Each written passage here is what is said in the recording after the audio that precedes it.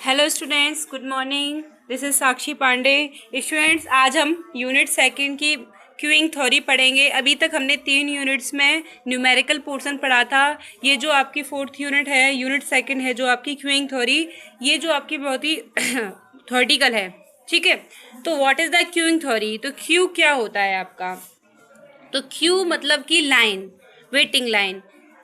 ऐसी एक लाइन जहां पर बहुत सारे लोग एक दूसरे के आगे पीछे खड़े हों और वो अपने टर्न का वेट कर रहे हों, इंतजार कर रहे हों कि उन्हें कब सर्विस मिलेगी।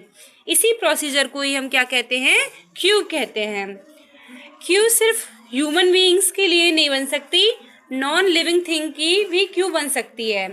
जैसे कि हम बहुत सारी टेलीफोन कॉल्स आपको करनी है एंड किसी वर्क के रिगार्डिंग आपको टेलीफोन कॉल्स करनी है, तो वो आपकी क्यू ऑफ टेलीफोन्स होंगी। समझ में आ गया होगा? मतलब कि हम किसी भी चीज़ का इंतजार कर रहे हो लाइन में खड़े होकर, तो वो आपकी क्यू होती है। और इस तरीके के प्रोसीजर को हम क्या कहते हैं? क्यूब कहते हैं। जिसमें बहुत सारी चीज़ें लिविंग हो या नॉन लिविंग अपने सर्विस मिलने का इंतजार कर रही हूँ, इस प्रोसेस को आप क्या कहते हो? क्यू कहते हैं। तो इसकी एक डेफिनेशन आपको दे रखी है सिंपल सी। A group of item, people या ऑब्जेक्ट, यानी कि प्यूपल्स भी हो सकते हैं, ऑब्जेक्ट्स भी हो सकते हैं। ऑब्जेक्ट जैसे नॉन लिविंग थिंग है। Waiting to receive service including those receiving the service is known as waiting line as queue. यानी कि जो इंतजार कर रहे हैं और जिनको सर्विस रिसीव हो चुकी है, वो सभी एक क्यू के अंदर आते हैं और इस प्रोसेस को हम क्या कहते हैं? वेटिंग लाइन मॉडल या फिर क्यू कहते हैं। Okay students, queuing theory mathematically हम पढ़ेंगे। तो क्यूइंग थ्योरी मैथमेटिकल कंडीशन में क्या होती है आपकी? The formation of Q is common phenomena. Students, common phenomena मतलब ये है कि जैसे कि बहुत सारे लोग ऐसे खड़े हुए हैं अपनी लाइन में, ठीक है, और वो अपनी सर्विस लेने का इंतजार कर रहे हैं। तो ये आपका क्या हो गया? कस्टमर, मतलब कि यहाँ पे ये आपका कस्टमर स्टेशन हो गया, कि जहाँ पे आपको सर्विस स्टेशन, जहाँ पे आपको सर्विस प्रोवाइड होगी।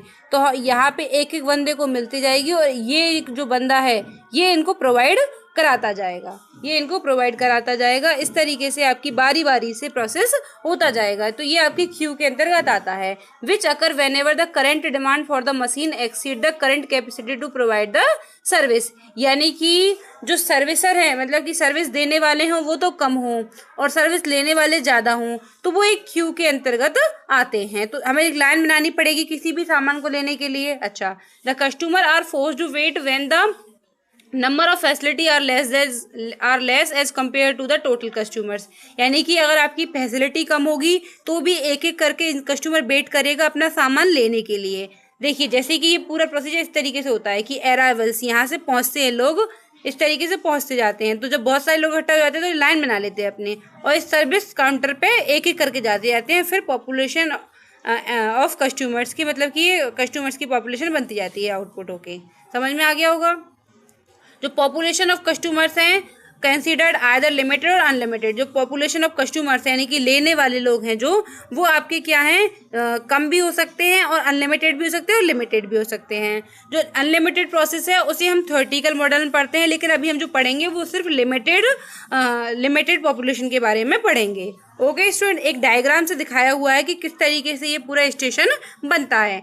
तो ये अराइवल पॉइंट है, यहाँ से लोग जा रहे होते हैं एक एक करके। तो ये फिर बहुत सारे हो जाएंगे तो अपनी क्यू बना लेंगे। लोग खड़े हुए हैं यहाँ पर, वो जो लेने वाला है एक भाई मिलेगा तो एक बार में एक कोई, तो वो ले गया। अच्छा, इसके बाद में ये जो है वो देने वाला है, खड़ा हुआ है। इसके बाद में लोग ले लेके अपने यहाँ आ जाएंगे। मतलब कि ये हो जाता है एग्जिट फ्रॉम सिस्टम, यानी कि जिसने ले लिया वो सामान, वो सिस्टम से क्या हो गया? एग्जिट हो गया, आउट हो गया। ये पूरा प्रोसीजर आपका क्यू होता है।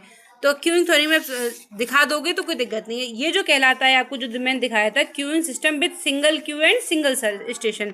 यानी कि ये जो मैंने बताया है, ये जो सिस्टम बताया है, इसमें सिंगल क्यूब है और सिंगल ही काउंटर है। ठीक है, यानी कि एक ही लाइन में एक ही तो लाइन लगी हुई है और काउंटर भी एक ही है लेने के लिए। तो एक इंसान खत्म हो, एक इंसान जाएगा, फिर एक इंसान लेगा, एक इंसान जाएगा। काउंटर भी क्योंकि एक ही है तो काउंटर की भी कमी है और लोग ज़्यादा हैं, तो इस तरीके से लाइन में लगा लिए हैं। अच्छा, दूसरा आपका होता है queuing system with single Q and several service station.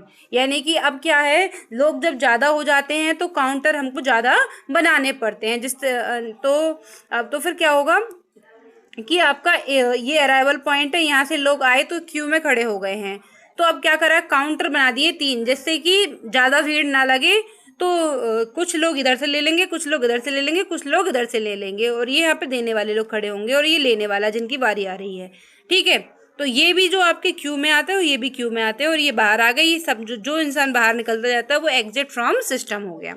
अच्छा, इसके बाद में ये है queuing system with several queues and several point. यानी कि लाइनें भी सेवरल लग रही होंगी, बहुत सारी लाइनें हैं, और काउंटर सर्विस पॉइंटर भी बहुत सारे होंगे। जैसे कि हमारे की शॉपिंग मॉल्स होते हैं, बिग बाजार वगैरह, तो इसमें जब लोग बहुत सारे लोग इकट्ठे हो जाते हैं तो अपना जैसे ग्रोसरी का सामान लेने के लिए, तो इस तरीके से जब ज़्यादा लोग हो जाएं तो ज़्यादा काउंटर बनाने पड़ते हैं। तो इस तरीके से हमने 3 क्यूब बना ली। इस तरीके से सर्विस पॉइंट बनाने के लोग यहाँ से खरीद लेंगे, ये वाले यहाँ से खरीदेंगे, ये वाले यहाँ से खरीदेंगे, लेकिन आने की जो रास्ता एक ही था, एंड जो निकलते जाएगा वो एग्जिट फ्रॉम सिस्टम।